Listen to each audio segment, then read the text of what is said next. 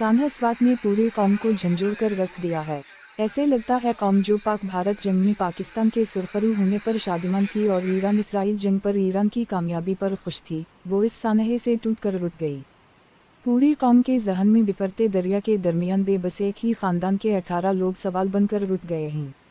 ये वो बेबसी थी जिस वो मायूसी छा गई थी कि अब कोई बचाने नहीं आएगा। कोई हेलीकॉप्टर, कोई किश्ती या कोई रस्सा, कोई नहीं आएगा।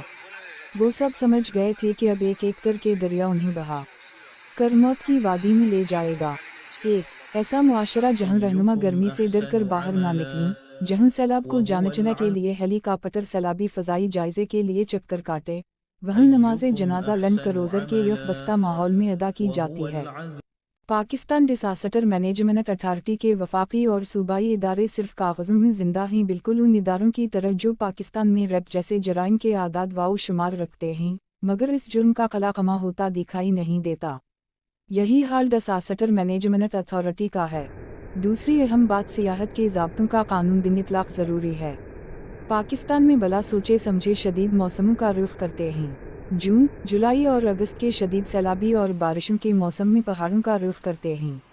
इसी तरह दिसंबर, जनवरी, फरवरी के माह में शदीद बर्फबारी में पहाड़ों पर जा पहुंचते हैं।